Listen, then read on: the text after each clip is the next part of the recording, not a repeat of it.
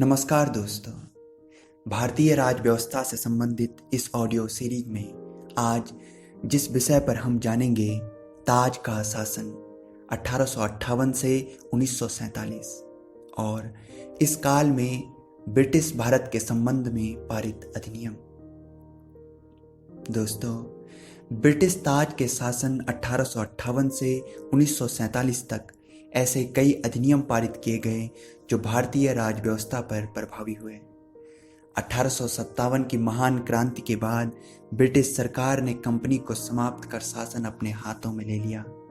इसी ध्येय से 1858 में एक अधिनियम पारित किया गया, भारत शासन अधिनियम 1858। इस अधिनियम को भारत के शासन को अच्छा बनाने वाला अधिनियम भी कहा गया। इस अधिनियम की कुछ विशेषताएं इस प्रकार से हैं। गवर्नर जनरल का पदनाम अब बदलकर वायसराय हो गया। शासन अब सीधे महारानी विक्टोरिया के हाथों में चला गया, अतः वायसराय अब भारत में ब्रिटिश ताज का एक प्रत्यक्ष प्रतिनिधि स्थापित हुआ। लॉर्ड कैनिंग पहले वायसराय बने। इस अधिनियम ने एक नया पद नाम भारत का राज्य सचिव सृजित किया, जो भारतीय प्रशासन पर पूर्ण नियंत्रण की शक्ति लिए था। सचिव ब्रिटिश कैबिनेट का सदस्य था, अतः वह संसद के प्रति उत्तरदायी था। उसकी सहायता में 15 सदस्यों की एक परिषद को जन्म दिया गया। यह एक सलाहकार समिति थी जिसका अध्यक्ष स्वयं भारत सचिव होता था। यह एक निगमित निकाय था जो भारत और इंग्लैंड दोनों जगह मुकदमा दर्ज कर सकता था। इन पर मुकदमा दर्ज किया जा सकता था। साथियों, 1857 की क्रांति के पश्चात ब्रिटिश ताज ने भारत में अपनी व्यवस्था को लगातार मजबूत किया। भारतीयों का सहयोग लेकर आगे बढ़ना ही उन्हें भारत में जीवित रखेगा, यह वे समझ गए थे, अतः वे इस प्रयास में भी थे। इसी दिशा में 1861, 1892 और 1909 के अधिनियम पारित किए गए। 1861 का भारत परिषद अधिनियम।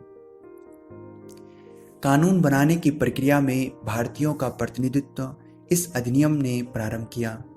वायसराय कुछ भारतीयों को विस्तारित परिषद में गैर सरकारी सदस्यों के रूप में नामांकित कर सकता था। लॉर्ड कैनिंग ने 1862 में बनारस के राजा, पटियाला के महाराजा और सर दिनकर राव को विधान परिषद में मनोनीत किया।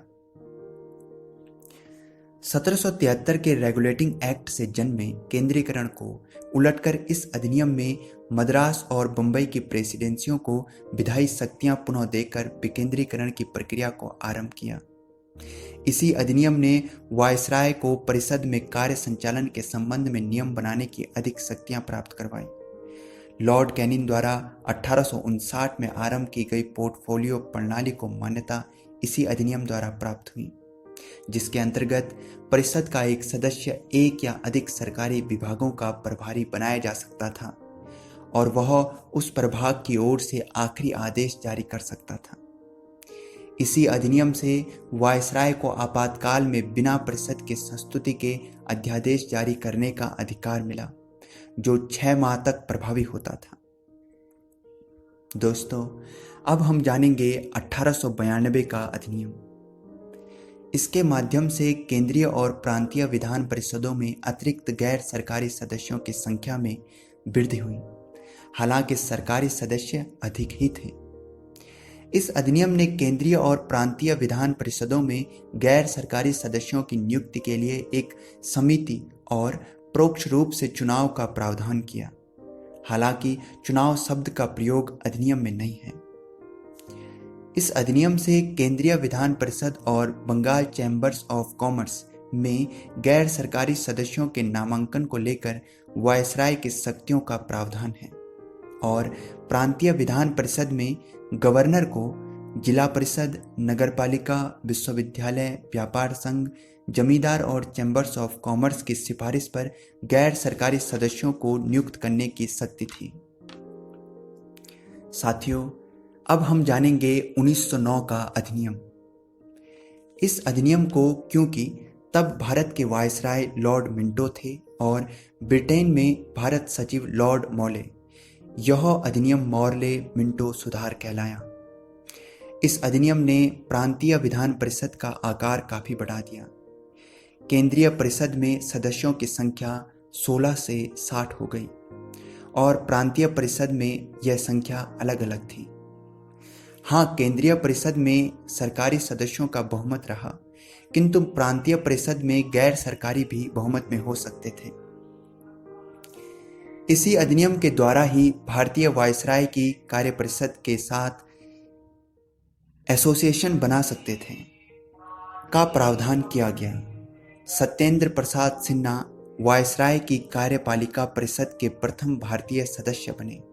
उन्हें विधि सदस्य बनाया गया था। इसी अधिनियम से लॉर्ड मिंटो को सांप्रदायिक निर्वाचन का जनक भी कहा जाता है, क्योंकि इसी अधिनियम ने पृथक निर्वाचन के आधार पर मुस्लिम के लिए सांप्रदायिक प्रतिनिधित्व का प्रावधान किया। अब मुस्लिम प्रतिनिधि को मुस्लिम मतदाता ही चुनेंगे। साथियों, इसके पश्चात भारत शासन अधिनियम 1919, 1927 का साइमन आयोग, 1935 और 1947 के अधिनियम के विषय में हम अगले अंक में जानेंगे।